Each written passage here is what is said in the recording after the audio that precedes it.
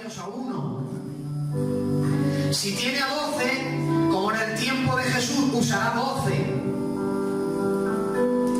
Lo que Dios, mira, hay algo maravilloso, y es que cuando Dios le llama a Moisés para liberar al pueblo de Israel, fíjate, ¿qué recursos tiene Dios? Todos. Dios le podía haber dado a Moisés, venga Moisés, para liberar a Israel, toma una varita mágica, que hagas así y hagas milagros, prodigios. Pero sabes, hay una cosa que Dios le dice, que es maravillosa, y le dice, Señor, ¿y cómo haré? Y Dios le dice, ¿qué tienes en tu mano? Señor, ¿cómo voy a hacer para liberar a todo Israel esclavo?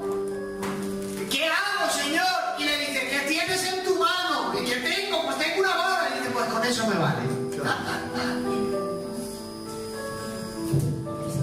Dios hará la parte milagrosa, pero usará lo que tengamos en la mano.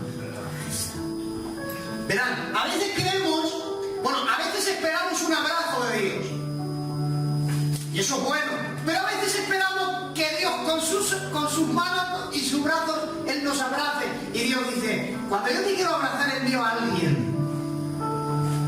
Y Dios usará tus brazos para abrazar, y usará tu boca para hablar, y usará su simpatía para hacer bien. ¿Por qué? Porque Dios hace milagros, pero casi siempre dice, ¿qué tienes en tu mano? Entonces no menospreciemos lo que tenemos. ¿Qué tenemos hoy en nuestras manos? Pues tenemos un culto que no hemos tenido coro. No pasa nada, tenemos el móvil. Para hacer un culto, ¿qué tenemos? Poca gente. Bueno, pues con poca gente, lo que tenemos en la mano, Dios va a hacer la parte milagrosa. Por eso hemos adorado, hemos tomado nuestro pacto, vamos a pasar también nuestra ofrenda. Que salga menos, pasamos nuestra ofrenda. Y también voy a predicarles. ¿Por qué? Porque Dios siempre usará todo aquello que tengamos al alcance de nosotros. Así que, ¿cuántos están dispuestos a recibir una palabra de Dios? Amén. Aunque os canséis, que os prediqué ayer, pues hoy también me aguantáis. Que yo no pensaba predicar, pero el Señor dice, la Biblia dice, muchos planes hay en el corazón del hombre, pero el consejo de Jehová prevalecerá. Voy a predicar un tema sencillito, pero creo que es muy necesario para esta tarde. Creo que lo que el Señor pone en el corazón siempre nos hace bien. Miren, vamos a bajar un pelín la música, que luego sí la vamos a usar. Dice Marcos capítulo 7 y el verso 24, muy bonito este pasaje. Dice, levantándose de allí, hablando de Jesús, se fue a la región de Tiro y Sidón, y entrando en una casa, no quiso que nadie lo supiese, pero no pudo esconderse. Aunque él no quería que nadie se enterase, pero ¿qué tenía él que no podía ocultarse?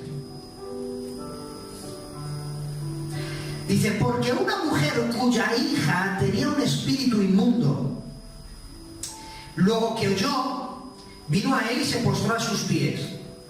La mujer era griega, sirofenicia, de la nación, y le rogaba que echase fuera de su hija el demonio. Tenía un problema grave. Pero Jesús le dijo, deja primero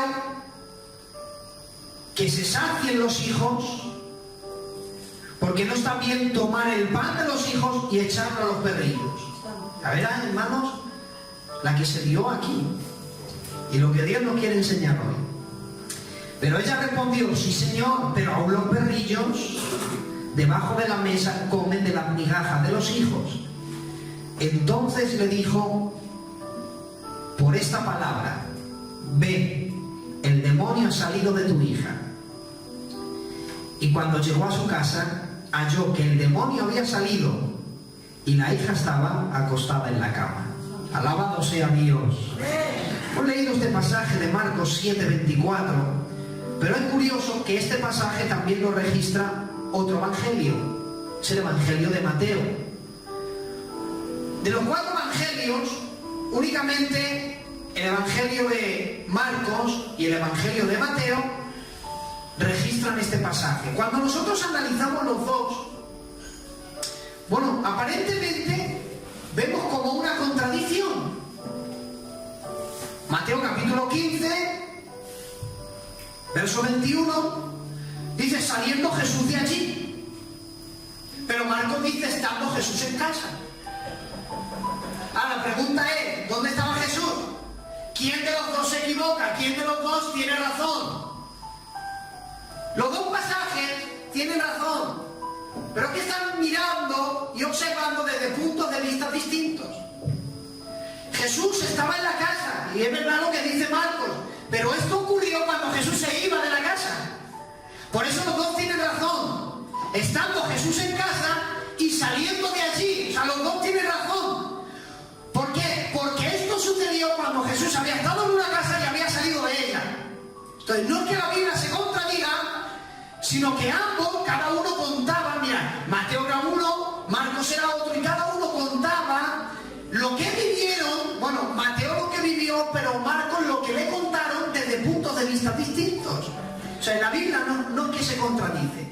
Pero vean, hermanos, dice la Biblia que Jesús entra en una casa y él dice, por favor, no digáis a nadie que yo estoy aquí. Y esto es muy curioso. ¿Por qué razón Marcos registra? Jesús no quería que nadie se enterase. Ya, pero ya las contado y ya se han enterado. Si no quieres que nadie se entere, no lo escribas, porque ya que lo has escrito ya se entera todo el mundo. Pero Mateo no dice, Jesús no quería que se enterasen. No lo dice. Ahora, la pregunta es, ¿por qué Mateo no dice que Jesús estaba en una casa?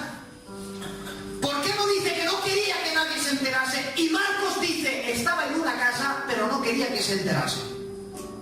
Por una sencilla razón. Miren, hermano, el Evangelio de Mateo está escrito para los judíos. O sea, a quien se le describe es a los judíos. Presenta a Cristo como el Mesías prometido que viene de la tribu de Judá. Y a los judíos les está diciendo que Jesús, que venía ¿a qué? A salvar a los hijos de Israel, les dice, también Jesús salvó a una griega. O sea, este mensaje principalmente es para los judíos. Vosotros tenéis derecho a ser salvados, vosotros tenéis derecho a recibir milagros, vosotros tenéis derecho a que Jesús atienda como atendió a la hija de Jairo, que la resucitó, y también tiene derecho de atender a este y al otro, pero Dios también tiene derecho de atender a aquellos que son griegos, que no son israelitas, que quizás no os lleváis muy bien con ellos, pero Dios tiene el derecho de atender a unos y a otros. Y eso es el mensaje principal de Mateo. Pero es que Marcos dice, estaba en casa. Y esto ya es más fuerte, porque Jesús, en cuanto a la carne, era judío. Y que un judío estuviera en la casa de un gentil, vaya, se buscaba muchos problemas. No problemas personales, sino que la gente iba a hablar de él. Pero, oigan, a pesar de ello, lo deja registrado por esa sencilla razón. Porque aunque eran gentiles, Dios no menosprecia aquel hogar. Y como decía ayer, Dios no menosprecia ningún hogar.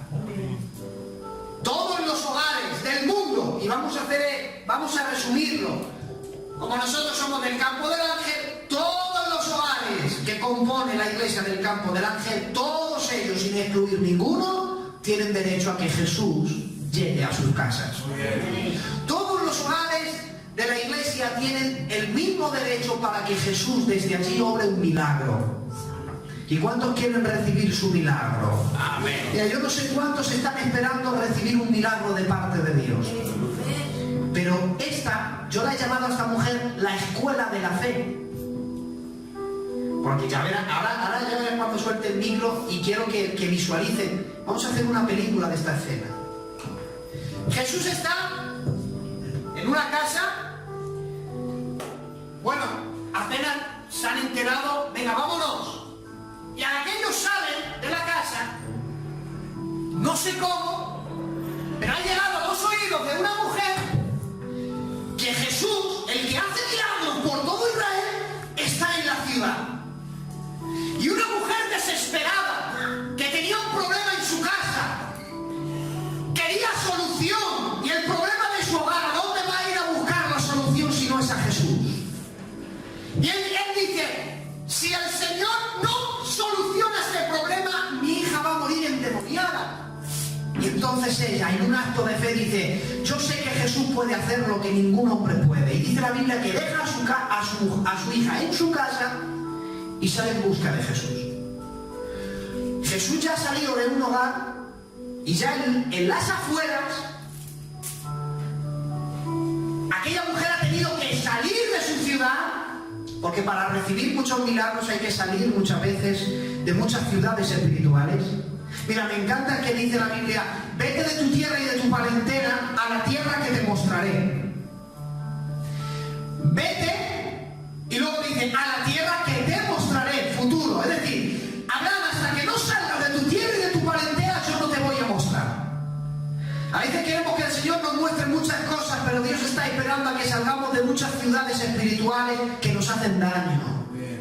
Y Dios a veces quiere, por eso Dios hablaba a Abraham, siempre que él hablaba, Dios le movía, sal de la tienda, mira al cielo, ven las estrellas, así será tu descendencia. Y ahora mira bajo la tierra, ven la arena, así será tu descendencia. Y siempre Dios le hacía mover de un lado para otro y luego le hablaba. Muchas veces Dios quiere, estamos encasillados, hermanos, estamos estancados, y Dios quiere que nos salgamos de muchos lugares espirituales para Dios darnos visión. Y aquella mujer sale corriendo. Y cuando ya ve que Jesús se va, esta mujer empieza a gritar, ¡Jesús! Quiero, por favor, que visualicen esto. ¡Jesús, por favor! Y él delante con 12 discípulos. ¡Por favor, Jesús! Dice la Biblia, ¡Hijo de David! Diciéndole hijo de David, ¿sabe qué le estaba diciendo? Aunque yo no soy judío, yo creo que tú eres el Mesías prometido de Israel.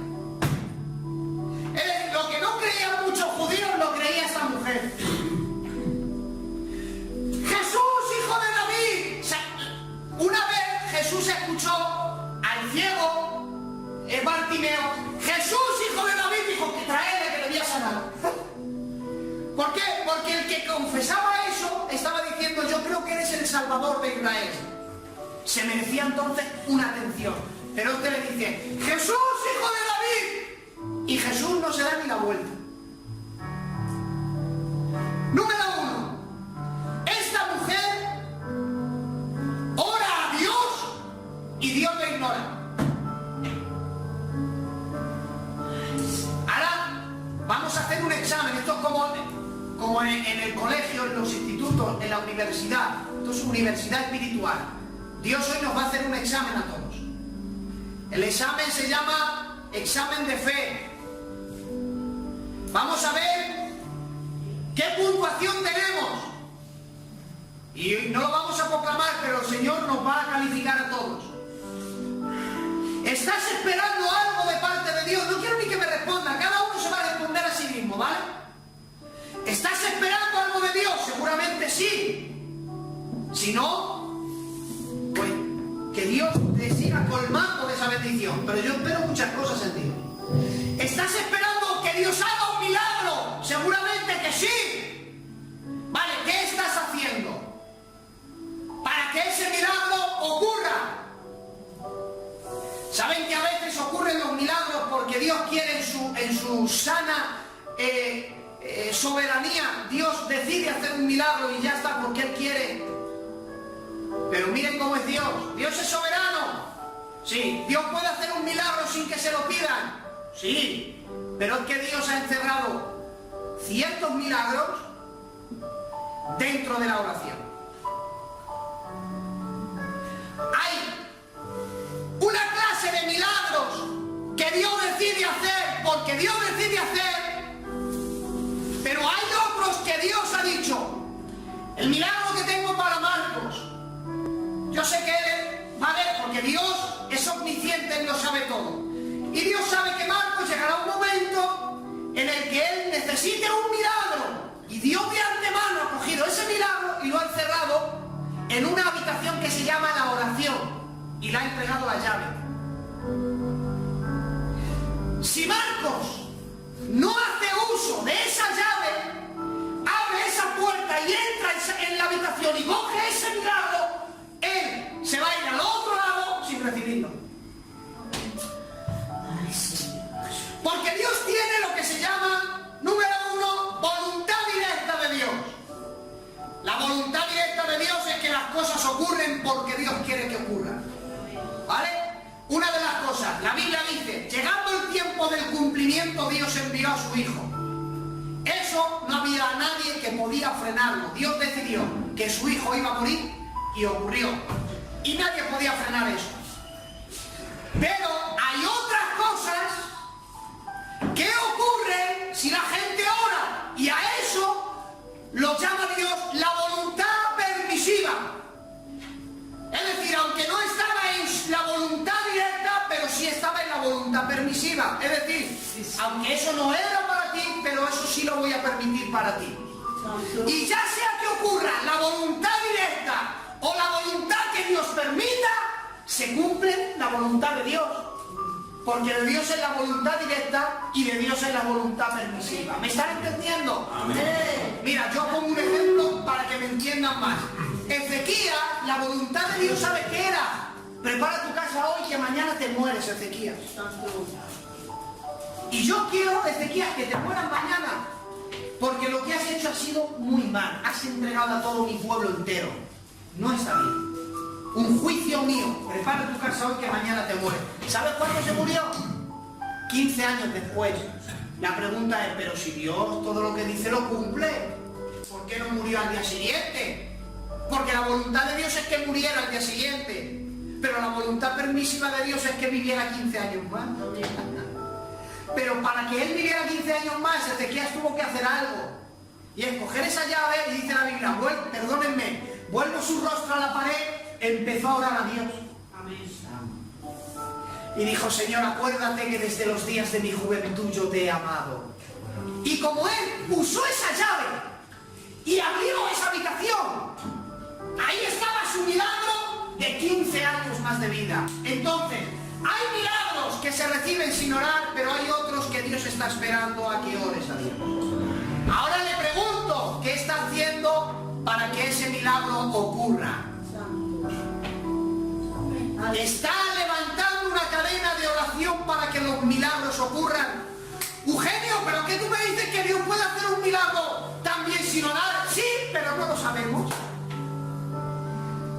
¿Cómo sabemos nosotros qué milagro es el que Dios va a hacer sin orar? ¿A que no lo sabemos? Pues entonces tenemos que orar por todo. Si yo quiero un milagro, pues tengo que orar. Como no sé si es por medio de la oración o es que Dios lo va a decidir, pues yo tengo que orar por si acaso. Gloria a Dios. Te pregunto, ¿qué estás haciendo para recibir ese milagro? ¿Estás orando a Dios? La Biblia dice que al que llama, pero ¿y si no llamas? Nadie habla. Gloria a Dios. Esta mujer quería un milagro. ¿Qué hizo? Ir en busca de Jesús, rogarle, creer que él podía hacer ese milagro. Jesús, hijo de David, diciéndole eso ya le estaba diciendo, lo que te voy a pedir, te lo voy a pedir porque creo que él es quien eres. La Biblia dice, mira, la Biblia dice que el que se acerca a Dios, crea que lo hay. O sea, cuando te acerques a orar a Dios, tienes que creer verdaderamente que a quien oras es a Dios. Fijaros, imagínate esta oración, Señor, te pido, Dios mío, que hagas este milagro, Padre, por favor, hazlo. Que no sé cómo lo vas a hacer, Señor, pero tú hazlo. Eso no es una oración de fe. ¿Cómo que yo no sé cómo lo vas a hacer? Pues el Señor tendrá alguna forma de hacerlo. Pero cuando le decía, Jesús, hijo de David, le estaba diciendo, yo lo que te voy a pedir, te lo voy a pedir porque sé que lo vas a conceder. Por eso la Biblia dice que cuando pidamos con fe, creyendo que ya lo hemos recibido. Hay momentos,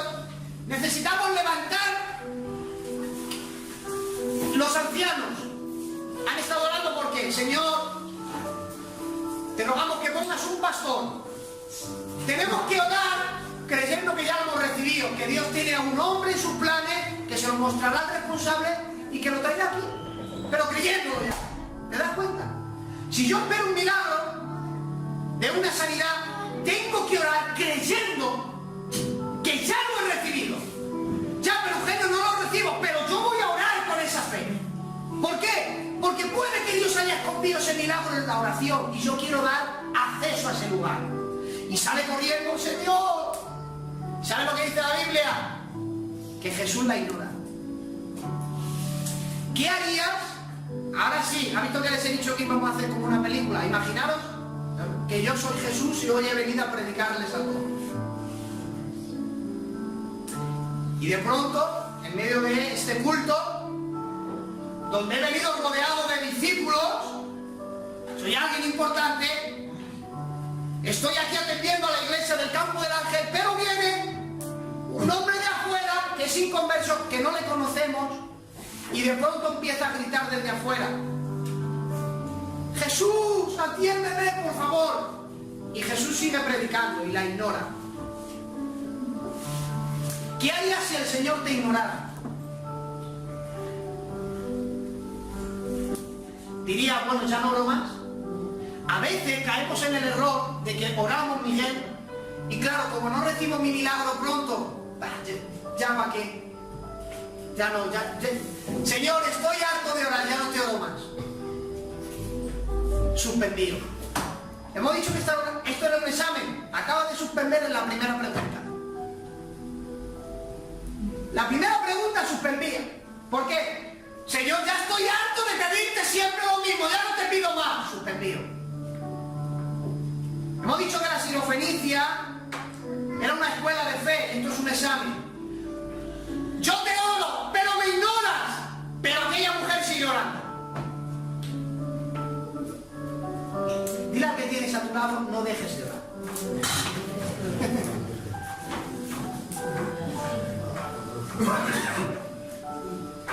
Y aquella mujer dice, bueno, aunque me ignore Dios, yo voy a seguir orando. ¿Te das cuenta qué fe? Bueno, ahora la atenderás. Señor, hijo de David, ten misericordia. Y dice, y los discípulos le dijeron, Señor, una viene dando voces, atiéndela. ¿Por qué le dijeron eso a los discípulos? Porque cada vez que los discípulos le decían, atiende, Jesús atendía. ¿Os acordáis? ¿Sabéis por qué Jesús alimentó a los 5.000? Porque los discípulos le dijeron, Señor, tienen hambre, llevan 3 días sin comer, dale de comer. ¿Y hasta cuándo? Trae, venga. ¿Sabes por qué los alimentó? Porque los discípulos se lo pidieron. Y cuando a él le decían, Señor, hay alguien que te necesita, él no podía decir que no. Pero Señor, mira la multitud, llevan siguiéndote. Y dice la Biblia, y se volteó Jesús y sanó a los que estaban enfermos. Cuando le pedían ayuda, él no se negaba. Y los discípulos le dicen, viene una atrás de ti que está dando voces. Se da la vuelta. Muy bien, y sigue su camino. Los discípulos dirían, pero ¿y este qué hace? Si hace nada alimentado a 5.000 y a una sola mujer que viene llorando y dando voces, no le hace caso.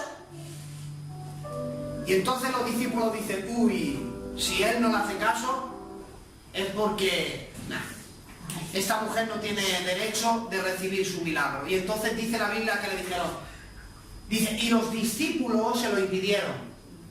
Es decir, que los discípulos le dijeron, ya, te callas ya. Ahora, imaginaros, quiero por favor que os hagáis. Yo cuando leí esto y lo examiné, muchas veces yo me reía. Imagínate que yo estoy predicando y yo soy el Señor, predicando, y de pronto escucho, por favor Jesús, atiéndeme, y yo sigo predicando, y la multitud, la iglesia dice, vamos, que le está llamando, lo está escuchando y no le hace caso, pero de pronto pasa el culto, y desde el culto me dice lo mismo, pero yo sigo predicando. Ustedes dirían, pero bueno, ¿qué está formando? Está pegando voces, que la atienda, y ahora yo cojo a, imaginaos que yo soy él, bueno, no iba a decir el pastor, pero cojo a los ministerios que he venido con ellos y les digo, echarla. Eso es lo que hizo Jesús. Entonces se levantan los ministros que han venido conmigo, señorita, por favor, salga a la calle que está predicando el Señor. ¿Qué harían ustedes? Pero bueno, y este se dice ser Dios y compasivo, y la acaba de tirar. Y encima no la ha tirado ni él, la mandaba a sus discípulos. Y aquella mujer que la cogen de aquí, venga, márchate. Pero Señor, ¿por qué? Y Jesús le dice, es que no está bien que coja el pan de mis hijos y se lo dé a los perros. Y ya se complica más la cosa. ¿Quieres recibir tu milagro? Amén. ¿Qué estás haciendo? Estoy orando. ¿Qué harías si Dios no te escuchara? ¿Te ignorase? Pues dejo de orar, suspendido. Bueno, voy a seguir orando, a ver si le llamo la atención. ¿Qué harías si los hombres, como los discípulos, dijeran, pero ¿para qué estás orando por eso? ¿Tú por qué estás orando, Marco? Mira, te voy a confesar algo, genio. Para que ores conmigo. Estoy orando para mi matrimonio. Y voy y le digo, ¿para qué tu matrimonio? Si ya no tiene solución tu matrimonio. Eso es lo mismo que los discípulos hicieron con Jesús, con aquella mujer. Un milagro, y cuando la echan le están diciendo que no pidas, que no vas a recibir.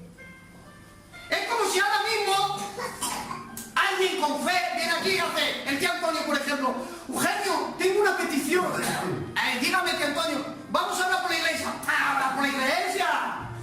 No hablamos por la iglesia no cambia jamás.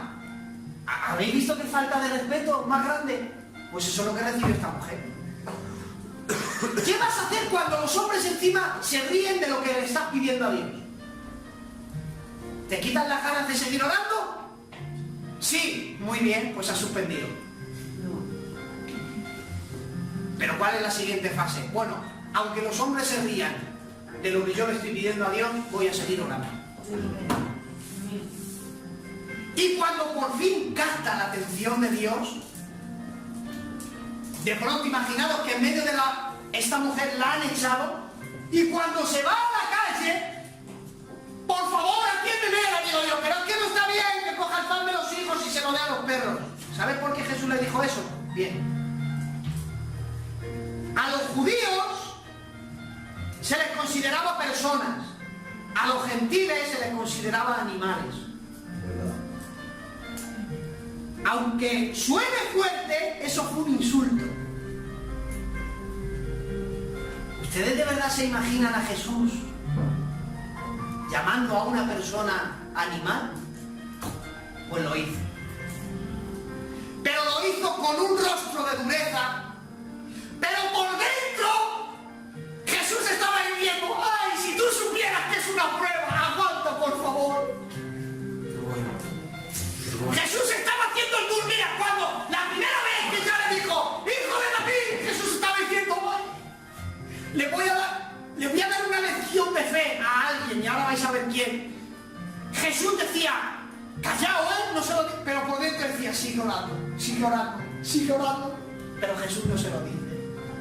Cuando la echan, Jesús está diciendo, que tu fe no decaiga, que tu fe no decaiga. Pero Jesús oculto.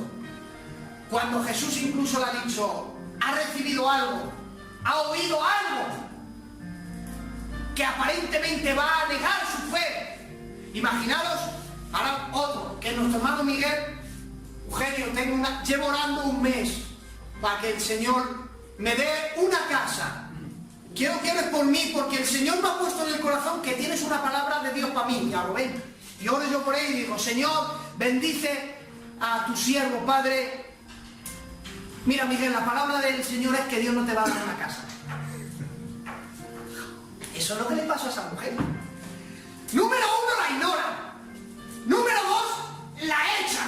Número 3, cuando capta su atención, encima le dice que no quiere saber nada de ella. ¿Qué haríamos en esta situación si el Señor nos dijera a la cara, no quiero saber nada de lo que le está pidiendo? ¿Qué harías? ¿Dejarle de pedir? Muy bien, pues hemos suspendido, porque esta mujer dijo, llegado a este punto ya está todo perdido. Yo voy a seguir orando. Dile al que tienes a tu lado, no dejes de orar. Y ahora, esa melodía no se acabe porque terminamos. Miren el resumen. Una mujer tiene un problema y acude a Jesús, pero número uno, Jesús la ignora, pero ella sigue clamando. Santo. Los hombres la desprecian, pero ella sigue clamando. Cuando por fin capta la atención de Jesús, Jesús empeora la situación, pero ella sigue clamando. Y ya cuando dice, sí, Señor, pero mira, ¿sabes qué? Tú que me ves como un animal, Señor, dices, bueno, pero creo que también los perrillos tienen derecho de recibir lo que tus hijos no quieren. Santo. Hermanos, ha habido una explosión en el corazón de Jesús. No ha podido aguantarlo más. Era ese momento que el Señor estaba esperando. ¿Saben por qué el Señor no le hizo caso? Porque estaba esperando ese momento. ¿Saben por qué el Señor le dijo a su discípulo, echarla de aquí? Porque estaba esperando ese momento. ¿Saben por qué Jesús la desprecia y la compara con un animal? Porque estaba esperando ese momento. El momento en que ella dijera, es verdad que no merezco nada, pero te ruego que me lo des. Jesús estaba esperando ese momento y de pronto Jesús hace, ¡ay! Un grito. ¡Vete! Que tu hija ha sido sana. Los discípulos dirían, ¿pero qué le pasa a este loco? Si la ha echado, pero no ha querido saber nada de ella. Pero ¿por qué ahora dice que ya tiene su milagro? Es que era una clase de fe para los discípulos. ¿Sabes qué le dijo Jesús? Grande es tu fe, mujer. ¿Sabes cómo le llamaba a los discípulos? La Biblia dice que Jesús estaba durmiendo en la barca y viene la tormenta y dice la Biblia que piensan los discípulos que se mueren y le despiertan, Señor, por favor, que nos vamos a morir. Se levanta y dice, ay, hombres de poca fe, ¿hasta cuándo estaré con vosotros? Y dice la Biblia que se levanta y hace un milagro. A los discípulos los llamó hombres de poca fe, pero a la mujer sirofenicia le dijo, grande es tu fe. ¿Sabes dónde te espera tu milagro, iglesia del campo del ángel? Tu milagro te espera en el nivel más alto de la fe. Sigue orando, aun cuando no entiendas. Sigue orando aun cuando recibas silencio. Sigue orando aun cuando se rían de su petición. Sigue orando aunque los hombres le desprecien. Sigue orando aunque se lo impidan. Ora a tiempo y a destiempo, porque llegará un momento en que Dios diga, tu milagro te espera en tu casa. Sigue orando, no dudes, porque Dios a veces encierra mi milagro en la habitación de la oración. Sigue orando, por favor, que en Dios no existen casos perdidos. Tráeme a alguien, un caso perdido, un matrimonio perdido que ya sea un caso perdido. Un joven que es un caso perdido, este joven no tiene solución. Una iglesia, no tiene solución. Tráeme a la Odisea, que era la peor de las peores. Para Dios no existen casos perdidos. Amén. Y en la oración, hermanos, no te imaginas en la oración lo que Dios puede desatar.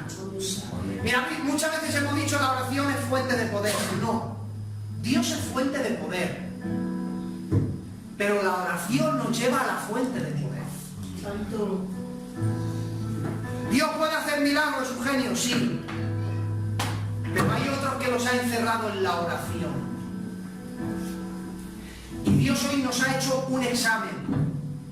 Compárate con esta mujer. ¿Cuándo has dejado de orar? Cuando has estado unos días y no la has recibido, ya has dicho, va, ya no oro más. Te equivocaste. Bueno, yo estuve orando, pero como vino alguien y me aconsejó que ya no orase más, pues ya no oro. Te equivocaste. Sí, yo estaba orando, incluso cuando vinieron y me dijeron que ya no oraba, pues yo seguí creyendo a Dios, pero he sentido como un desprecio del Señor. Sigue orando, porque en Dios no existen casos perdidos. Tu milagro te espera en el lugar más alto de la fe. Todo esto era una lección para los discípulos. ¿Sabes que Dios te quiere usar a ti, hombre y mujer de Dios, joven y anciano? Te quiere usar para dar una lección de fe al mundo. que digan, ¿cómo es posible que has recibido este milagro? Vamos, será posible. Si era un caso perdido por lo que estaba orando, ya, pero es que tiene un Dios. ¿Qué tendrá la oración, hermanos? Iglesia del Campo del Ángel, tenemos que meternos en oración y orar. Y cuando ores, cree que ya lo has recibido. Es que a veces tarda mucho, pero cuando Dios te da, la Biblia dice que Él da más abundantemente de lo que pides y piensas también. Que luego cuando Dios te da, te va a dar en abundancia. Sube la música, vamos a orar a Dios. Señor, te damos gracias por tu palabra, gracias por este culto, Dios mío. Gracias porque nos has reunido aquí, a este remanente,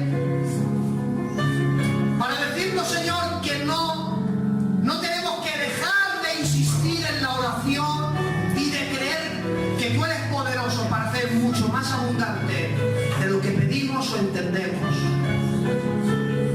Porque grandes son las riquezas de tu gloria.